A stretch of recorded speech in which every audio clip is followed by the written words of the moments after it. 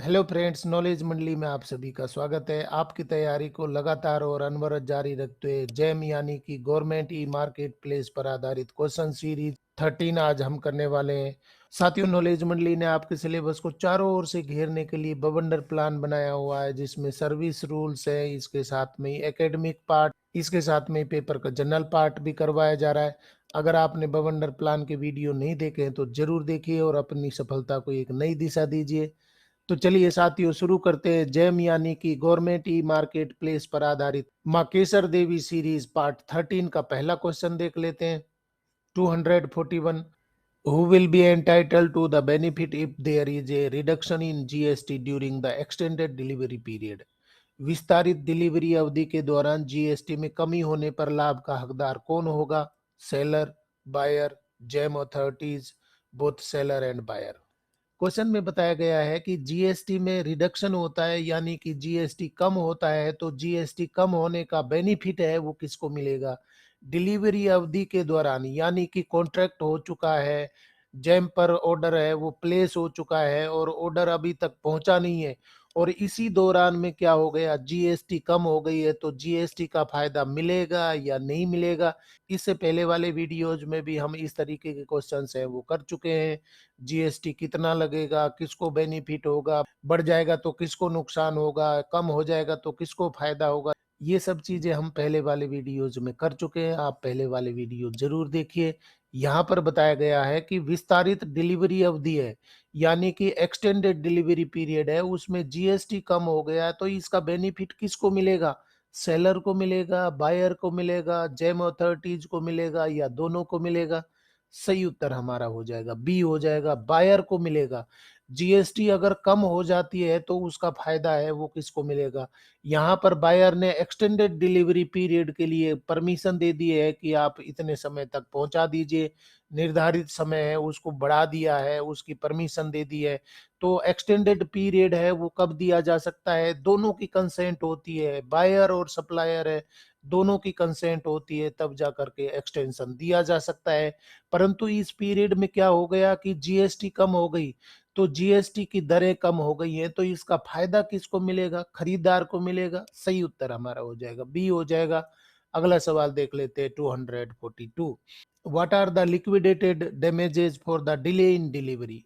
Delivery में देरी के लिए निर्धारित नुकसान कितना लिया जाएगा? अगर आप डिलीवरी में डिले कर रहे हैं, यानी कि डिलीवरी है उसको लेट से दे रहे हैं, देर से दे रहे हैं, तो इस पीरियड में अगर कोई लिक्विडेटेड डैमेज होता है, कोई देरी की वजह से कोई नुकसान होता है, तो उसकी भरपाई है वो कितनी ली जाएगी, कितना परसेंट होना चाहिए? 1% ऑफ द कॉन्ट्रैक्ट वैल्यू पर week, 0.5% of the contract value पर week, 2% of the contract value पर week, 5% of the contract value पर वीक। तो यहाँ पर बताया गया है कि डिलीवरी में अगर देरी होती है तो निर्धारित नुकसान है, लिक्विडेटेड डैमेज है, वो कितना लिया जाएगा?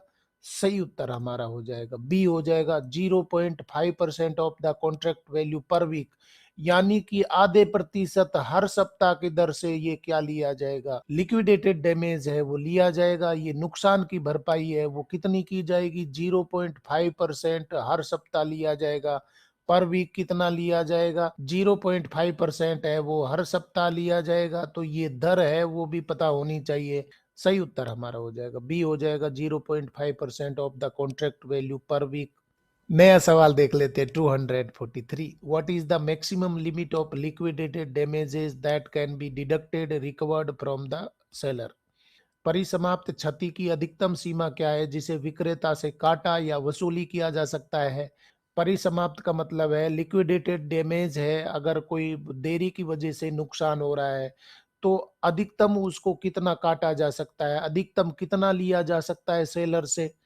हमारे ऑप्शन हो जाएंगे 20% of the contract value, 15% of the contract value, 10% of the contract value, 5% of the contract value. परिसमाप्त क्षति की अधिकतम सीमा क्या है जिसे विक्रेता से वसूला जाएगा? सही उत्तर हमारा हो जाएगा सी हो जाएगा, 10% ऑफ द कॉन्ट्रैक्ट वैल्यू।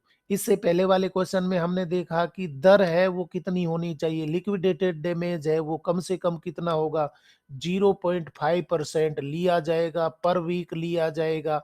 और इसकी दर है वो अधिकतम कितनी हो सकती है, 10% हो सकती है। टोटल कॉन्ट्रैक्ट वैल्यू के लिक्विडेटेड डैमेज है वो कितना लिया जा सकता है, 10% लिया जा सकता है, मैक्सिमम है वो यहाँ पर आ जाएगा 10% लिया जा सकता है। सही उत्तर हमारा हो जाएगा सी हो जाएगा। अगला सवाल देख लेते हैं 244। How can an agreed party invoke arbitration? एक पीड़ित पक्ष मध्यस्थता का आह्वान कैसे कर सकता है? By sending a return notice to the other party, by filing a law suit in court, by requesting mediation, और डी ऑप्शन हो जाएगा by negotiating with the other party. एक पीड़ित पक्ष मध्यस्थता का आह्वान कैसे कर सकता है? दो पार्टीज के बीच में कोई डिस्प्यूट हो जाता है तो आर्बिट्रेशन के लिए यानी कि मध्यस्थता का आह्वान वो कैसे कर सकते हैं, मध्यस्थता वो कैसे प्राप्त कर सकते हैं?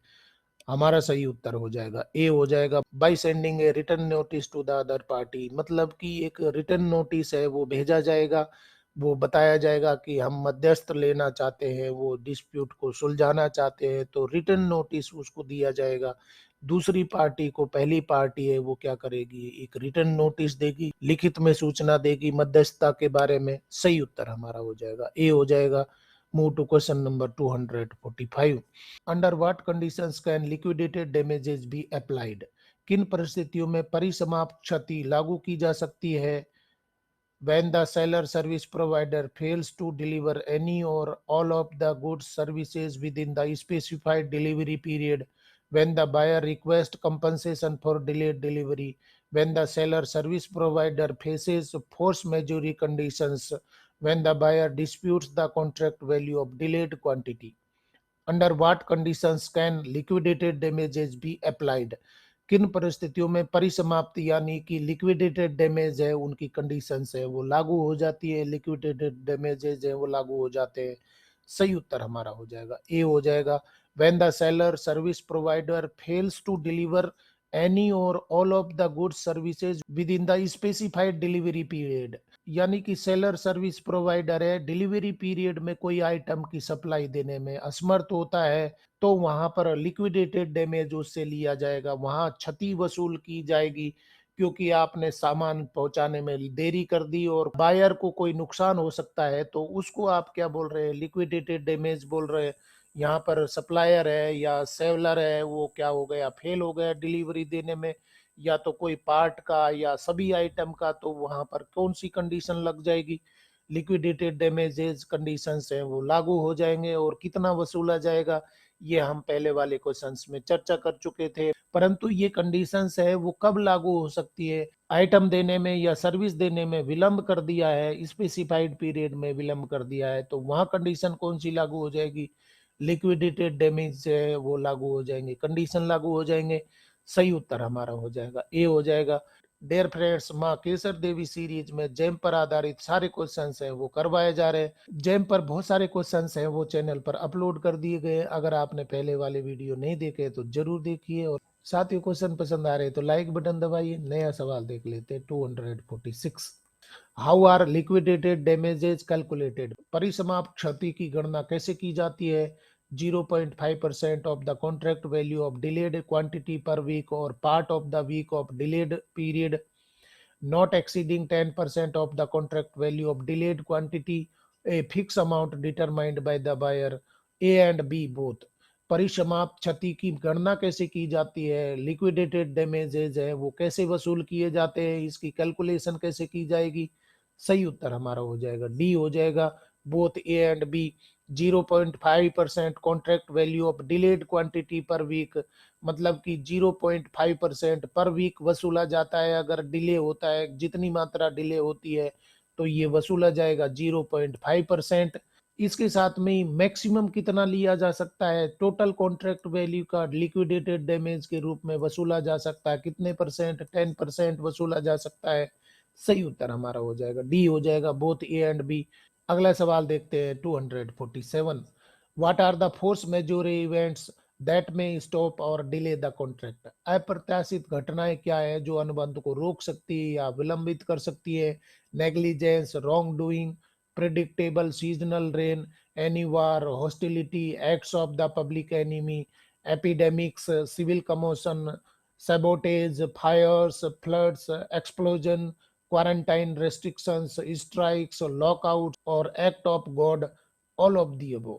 अप्रत्याशित घटनाएं क्या है जो अनुबंध को रोक सकती है, डिले करवा सकती है? तो फोर्स मेजोरे कंडीशंस है, वो कौन सी हो सकती है? सही उत्तर हमारा हो जाएगा यहाँ पर सी हो जाएगा। Any war, hostility, acts of the public enemy, epidemics, civil commotion, sabotage, fires, floods, explosion, quarantine restrictions, strikes, lockouts और एक्ट ऑफ गॉड। जो भी घटनाएं हैं जो आदमी की पहुंच से परे होती है या आदमी के इंसान के हाथ में नहीं होती, तो वो कंडीशन क्या कहलाती है? फोर्स मेजोरे यानी कि अप्रत्याशित घटनाएं कहलाती है, जो कि इंसान के हाथ में नहीं होती है। कोई युद्ध हो गया है, हॉस्टिलिटी हो गई है, या act of the public enemy कोई हो गया है, दुश्मनी हो गई है, एपिडेमिक्स कोई आ गई, कोई महामारी फैल गई है, सिविल कमोशन हो गया है कि यहाँ पर कोई धरना प्रदर्शन हो गया, सेबोटेज हो गया, आगजनी हो गई है, बाढ़ आ गई है, कोई विस्फोट हो गया है, क्वारंटाइन रेस्ट्रिक्शंस आ गए, कोई हड़ताल हो गई है, लॉकआउट्स हो गए, या एक्ट ऑफ गॉड कोई भी घटना है जो अप्रत्याशित होती है वो घटित हो गई है, तो यहाँ पर क्या हो जाएगा? माल में डिले होगा या सप्लाई रुक सकती है। सही उत्तर हमारा हो जाएगा सी हो जाएगा। इनको आप क्या बोलेंगे? फोर्स मेजोरे इवेंट्स बोलेंगे, जिनकी वजह से सप्लाई है वो रुक सकती है। अगला सवाल देख लेते हैं 248। How long does the party experiencing a force majeure event have to provide notice to the other party? किसी अप्रत्याशित घटना का अनुभव करने वाले पक्ष द्वारा दूसरे पक्ष को कितने समय के भीतर नोटिस देकर बताना होगा? बहुत ही इंपॉर्टेंट बात बताई गई है। फोर्स मेजोरी इवेंट कोई हो गई है, तो फोर्स मेजोरी इवेंट कोई अप्रत्याशित घटना घटित हो गई है, तो माल की सप्लाई नहीं हो पाएगी, परंतु ये सूचना देनी होगी, आपको नोटिस देना होगा कि ये सामान है, हम किस वजह से नहीं पहुंचा पा रहे हैं या क्यों डिले हो रहा है, ये कारण आपको बताना होगा, लिखित में जानकारी देनी होगी। क्या समय हो जाएगा? 5 डेज, 10 डेज, 15 डेज, 20 डेज। किसी अप्रत्याशित घटना या अनुभव करने वाले पक्ष द्वारा दूसरे पक्ष को कितने समय के भीतर नोटिस देकर बताना होगा? सही उत्तर हमारा हो जाएगा बी हो जाएगा 10 डेज। 10 दिनों में ये बताना होगा, 10 दिनों के अंदर आपको सूचित करना होगा, दूसरे पक्ष को सूचित करना होगा कि हमारे यहाँ पर ये घटना हो गई है, कोई अप्रत्याशित घटना घटित हो गई है, फोर्स मेजोरी कंडीशंस आ गई है, इसलिए माल की सप्लाई हम नहीं दे पा रहे, तो आपको सूचित करना होगा, बताना होगा। सही उत्तर हो जाएगा बी हो जाएगा। क्वेश्चन हमारा आ गया 249। What will be the consequence of the delay in the performance of the contract or the event causing non-performance due to force majeure? अप्रत्याशित घटना के कारण अनुबंध के निष्पादन में देरी या गैर निष्पादन का परिणाम क्या होगा? Either party can terminate the contract, both parties can claim damages against each other, neither party can terminate the contract or claim damages against each other, the decision lies with the seller। अप्रत्याशित घटना के कारण अनुबंध के निष्पादन में देरी या गैर निष्पादन का परिणाम क्या होता है? उसका क्या रिजल्ट होगा? देरी हो गई है किसकी वजह से? अप्रत्याशित घटना की वजह से, फोर्स मेजोरी इवेंट कोई हो गया है इसकी वजह से, तो इसका परिणाम क्या होगा? उसका रिजल्ट क्या हो जाएगा? सही उत्तर हमारा हो जाएगा C, neither party can terminate the contract or claim damages against each other. यहाँ पर किसी तरीके से आप कॉन्ट्रैक्ट को टर्मिनेट नहीं कर सकते, क्योंकि वो इंसान के हाथ में ही नहीं था, वो घटना ऐसी थी कि वो अप्रत्याशित थी, तो वहां पर किसी तरीके का कॉन्ट्रैक्ट है वो टर्मिनेट नहीं होगा। और इसी के साथ में क्लेम भी नहीं दिया जाएगा, कोई क्लेम है वो नहीं लिया जाएगा, कोई कंडीशन है वो नहीं की जाएगी, क्योंकि वो फोर्स मेजोरे कंडीशंस है। ये परिणाम हो जाएगा अगर फोर्स मेजोरी की वजह से कोई अनुबंध में घटना में कोई देरी हो गई है, तो यहाँ पर सही उत्तर हमारा हो जाएगा सी हो जाएगा। क्वेश्चन देख लेते हैं 250। नॉन परफॉर्मेंस और delay in execution of contract due to force majeure, when will the deliveries be resumed after normalcy? अप्रत्याशित घटना के कारण अनुबंध के निष्पादन में गैर प्रदर्शन या देरी सामान्य स्थिति के बाद डिलीवरी कब फिर से शुरू की जाएगी? बहुत अच्छी कंडीशंस है यहाँ पर बताई गई है कि फोर्स मेजोरी की कंडीशन की वजह से क्या हो रहा है, डिले हो गया है। जब परिस्थितियां सामान्य हो जाएंगी तो डिलीवरी है वो कितने दिनों में शुरू कर देनी होगी। ऐसा नहीं हो सकता कि कंडीशंस है वो सामान्य हो गई है परंतु कोई सर्विस प्रोवाइडर है या सेलर है, बहाना बना करके बैठ गया कि अभी हम ये चीज़ें दे नहीं सकते, तो नॉर्मल-सी की कंडीशन में कितने दिनों के अंदर जो सप्लाई रोक दी गई थी, जो सर्विस रोक दी गई थी, उसको रिज़्यूम कर लिया जाएगा, उसको फिर से शुरू कर दिया जाएगा। हमारे ऑप्शन हो जाएँगे immediately after the event ends, after the buyer's decision, after the seller's decision, as soon as practicable after the event ends और सीजेस टू एग्जिट। सही उत्तर हमारा हो जाएगा डी हो जाएगा, as soon as practicable after the event ends और ceases to exit. यहाँ बताया गया है कि जब भी अप्रत्याशित घटनाएं सामान्य होती है, घटना खत्म हो गई है और सामान देने के लिए परिस्थितियां ठीक हो गई है, तो जब भी प्रैक्टिकेबल होगा उसके इवेंट के तुरंत बाद सप्लाई है वो शुरू कर देनी होगी। सही उत्तर हमारा हो जाएगा डी हो जाएगा।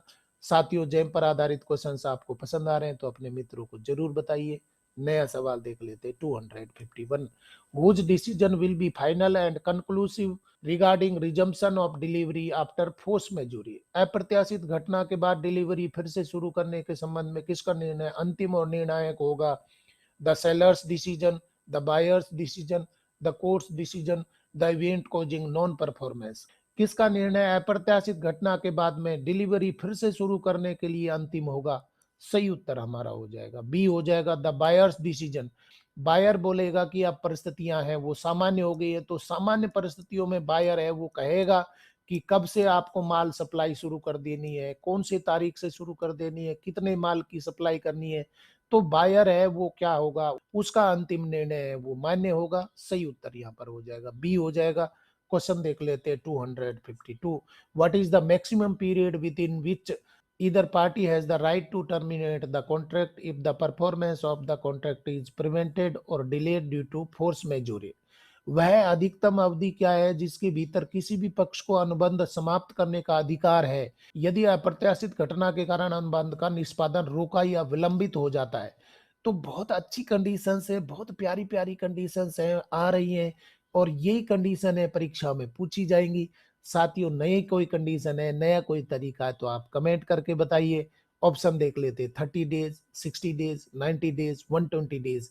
यहाँ पर बताया गया है कि 10 दिनों के भीतर आपको बताना होगा, सूचित करना होगा कोई अप्रत्याशित घटना घटित हो गई है और अप्रत्याशित घटना घटित होने के बाद में कंडीशन नॉर्मल हो गई है तो आपको सप्लाई है जब भी पॉसिबल होगा सप्लाई शुरू कर देनी होगी। सप्लाई के लिए अंतिम निर्णय है वो हमने चर्चा किया कि बायर का होगा और इस क्वेश्चन में ये बताया गया है कि कितनी अवधि होनी चाहिए कि आप कॉन्ट्रैक्ट क्लोज कर देंगे, कॉन्ट्रैक्ट खत्म कर देंगे, कि सामान्य कंडीशंस आ गई है फिर भी आप सप्लाई नहीं दे रहे हैं तो उसकी लिमिट कितनी होगी, कितनी लिमिट के बाद में आपका कॉन्ट्रैक्ट है वो टर्मिनेट हो जाएगा, कॉन्ट्रैक्ट खत्म हो जाएगा। सही उत्तर हमारा हो जाएगा सी हो जाएगा 90 डेज। 90 दिनों तक आपने अगर सप्लाई नहीं दी है, सामान्य कंडीशन हो गई है और सप्लाई आप नहीं दे रहे हैं, कॉन्ट्रैक्ट है उसकी डीलिंग नहीं चल रही है, तो 90 दिनों के बाद में वो कॉन्ट्रैक्ट को आप क्या कर सकते हैं, खत्म कर सकते हैं, टर्मिनेट कर सकते हैं, कॉन्ट्रैक्ट डील है वो खत्म कर सकते हैं। सही उत्तर हमारा हो जाएगा सी हो जाएगा। अगला सवाल देख लेते हैं 253। Who has the option to terminate the contract if the performance is prevented or delayed for more than 90 days। अप्रत्याशित घटना के बाद डिलीवरी फिर से शुरू करने के संबंध में किसका निर्णय अंतिम और निर्णायक होगा? ऑप्शन हमारे हो जाएंगे the seller's decision, the buyer's decision, the courts decision, the event causing non performance. तो इस प्रकार का क्वेश्चन पहले भी आ चुका है परंतु ये कंडीशन बदल गई है। 90 दिनों का समय है कि नॉन परफॉर्मेंस हुआ, नॉर्मल कंडीशन होने के बाद में भी परफॉर्मेंस है 90 दिनों तक नहीं दिया जा रहा है, तो यहाँ पर सप्लाई के लिए अंतिम निर्णय किसका होगा कि टर्मिनेट करना है नहीं करना है। ये अंतिम निर्णय कौन लेगा? 90 दिनों के बाद में अंतिम निर्णय किसका होगा, परिणाम किसका होगा? सही उत्तर हमारा हो जाएगा यहाँ पर बी हो जाएगा द बायर्स डिसीजन। खरीदार का अंतिम निर्णय होगा कि वो कॉन्ट्रैक्ट टर्मिनेट करेगा या आगे बढ़ाएगा, रिज्यूम करेगा। ये सभी निर्णय है वो किसके होंगे? बायर के होंगे। सही उत्तर हमारा हो जाएगा बी हो जाएगा। नया सवाल देख लेते 254। Who has the option to terminate the contract in case of delay और non performance beyond 90 days.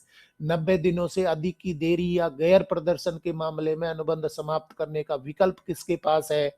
Only the seller, only the buyer, both the seller and the buyer, neither the seller nor the buyer. 90 दिनों तक delay या non performance हो रहा है, conditions हैं सामान्य हो गई है, फोर्स मेजोरी कंडीशंस है वो सामान्य हो चुकी है और 90 दिन बीत चुके हैं, फिर भी कोई डिले हो रहा है, नॉन परफॉर्मेंस हो रहा है, कार्यक्रम शुरू नहीं हुआ है, तो कॉन्ट्रैक्ट टर्मिनेट करने का पावर है वो किसके पास में है?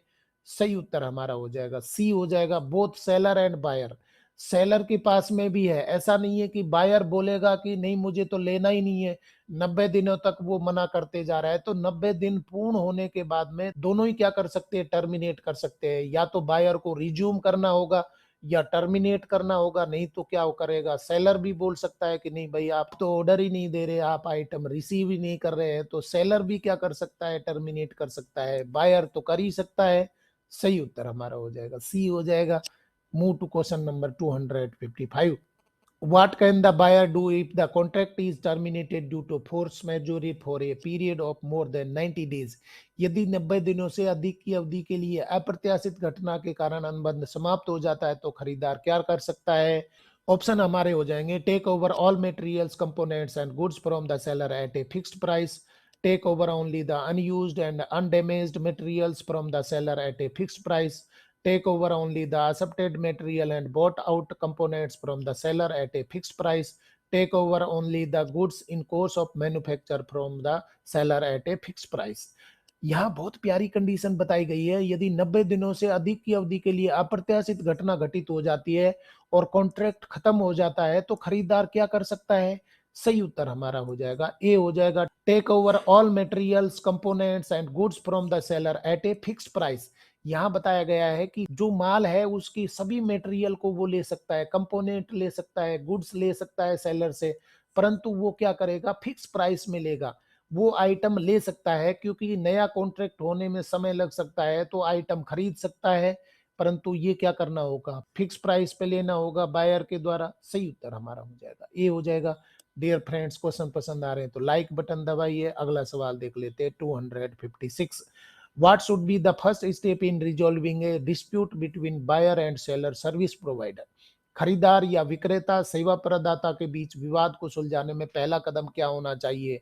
Filing a law suit in court, seeking conciliation, contracting a dispute resolution committee, referring the dispute to arbitration.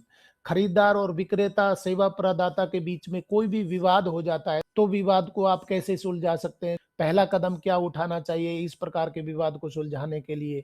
सही उत्तर हमारा हो जाएगा बी हो जाएगा, सीकिंग कंसीलिएशन, मतलब कि समझौता करना होगा। कोई विवाद हो गया है तो आप कंप्रोमाइज कर लीजिए, समझौता कर लीजिए, विवाद को आगे मत बढ़ाइए, तो कंसीलिएशन यहाँ पर करना होगा। सही उत्तर हमारा हो जाएगा बी हो जाएगा। आगे देखिए question 257. In the event of any conflict or dispute arising out of or in connection with the contract placed through GeM, in case such dispute is not settled within how many days, the dispute will have to be settled amicably through the dispute resolution committee. Jam के माध्यम से रखे गए अनुबंध के संबंध में या किसी भी संघर्ष, यहाँ पर विवाद बोला है, झगड़ा बोला है, कि स्थिति में यदि विवाद का निपटारा कितने दिनों के भीतर नहीं होता है तो विवाद समाधान समिति के माध्यम से विवाद को सौहार्दपूर्ण ढंग से निपटाना होगा। इससे पहले बताया गया है कि सौहार्दपूर्ण तरीके से आप मामले को सुलटा लीजिए। अगर यहाँ ये बताया गया है कि संघर्ष का विराम ही नहीं हो रहा है, विवाद है वो चलते जा रहा है, निपटारा नहीं हो पा रहा है, तो कितने दिनों के भीतर विवाद नहीं निपटता है, आपसी समझौते से नहीं निपटता है, तो वो कहाँ चले जाएगा? डिस्प्यूट रिजोल्यूशन कमेटी के पास में मामला चले जाएगा। वो समय क्या होना चाहिए? 15 डेज, 30 डेज, 45 डेज, 60 डेज। सही उत्तर हमारा हो जाएगा बी हो जाएगा 30 डेज। 30 दिनों तक अगर आप समझौता नहीं कर पा रहे, विवाद को नहीं निपटा पा रहे हैं, तो ये विवाद को निपटाने के लिए आपको कहाँ जाना होगा? डिस्प्यूट रिजोल्यूशन कमेटी के पास में मामला चले जाएगा। सही उत्तर हमारा हो जाएगा बी हो जाएगा।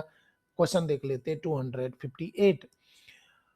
Who chairs the dispute resolution committee? विवाद समाधान समिति की अध्यक्षता कौन करता है? Primary user of the seller service provider organisation department, primary user of the buyer organisation department, primary user of the arbitration committee, primary user of the conciliation committee. विवाद समाधान समिति की अध्यक्षता कौन करेगा? सही उत्तर हमारा हो जाएगा बी हो जाएगा, primary user of the buyer organisation department. Buyer organisation का प्राइमरी यूजर है वो क्या हो जाएगा, अध्यक्षता करेगा किसकी, डिस्प्यूट रिजोल्यूशन कमेटी की। सही उत्तर हमारा हो जाएगा बी हो जाएगा। साथियों नया सवाल देख लेते हैं 259। If the dispute resolution committee is unable to resolve the dispute within how many days of its constitution the dispute will be referred to arbitration. यदि विवाद समाधान समिति अपने गठन के कितने दिनों के भीतर विवाद को हल करने में असमर्थ है तो विवाद को मध्यस्थता के लिए भेजा जाएगा। तो सबसे पहले 10 दिनों के अंदर निपटा लेना है। अगर विवाद नहीं निपट पा रहा है, 30 दिनों के अंदर मामला नहीं निपट पा रहा है, तो आपने क्या किया, डिस्प्यूट रिजोल्यूशन कमेटी में भेज दिया। और डिस्प्यूट रिजोल्यूशन कमेटी भी उस मामले को नहीं निपटा पा रही है, कितने दिनों के अंदर नहीं निपटा पाती है, तो वो कहाँ चले जाएगा, आर्बिट्रेशन में चले जाएगा। ऑप्शन हमारे हो जाएंगे 15 डेज, 30 डेज, 45 डेज, 60 डेज। सही उत्तर हमारा हो जाएगा बी हो जाएगा 30 डेज। 30 दिनों का समय दिया गया है, 30 दिनों के अंदर डिस्प्यूट रिजोल्यूशन कमेटी को ये मामला है वो निपटाना होगा। और अगर डिस्प्यूट रिजोल्यूशन कमेटी 30 दिनों में ये मामले को, विवाद को सुलझा नहीं पाती है, तो ये कहाँ चले जाएगा, मध्यस्थता के लिए चले जाएगा, आर्बिट्रेशन में चले जाएगा। सही उत्तर यहाँ पर हो जाएगा बी हो जाएगा। डियर फ्रेंड्स, इस प्रकार के क्वेश्चंस हैं वो तो जरूर पूछे जाते हैं, दिन समय काल खंड है वो जरूर पूछे जाते हैं।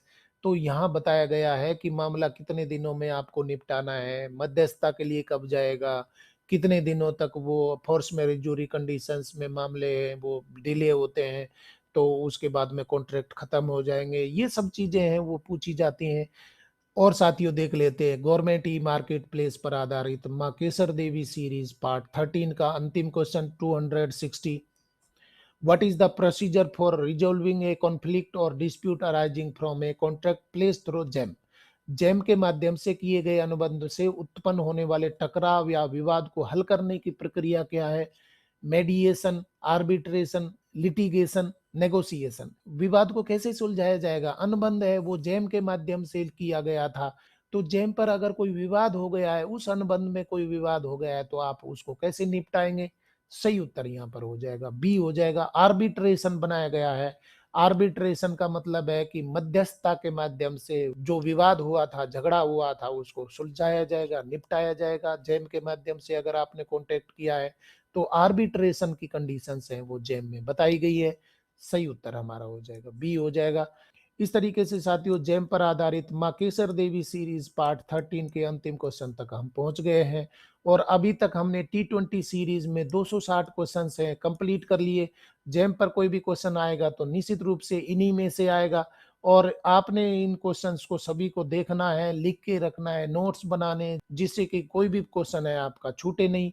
साथियों जैम पर आधारित क्वेश्चंस हैं, पुरानी परीक्षा में पूछे गए थे और अभी भी जैम आपके सिलेबस में रखा गया, जैसे SSA, ASO, SO, OS, vice principal, principal, AC, DC और दूसरे इसी प्रकार के डिपार्टमेंटल एग्जामिनेशंस के लिए।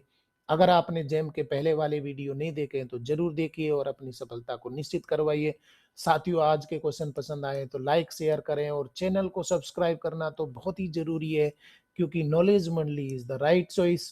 Thank you very much.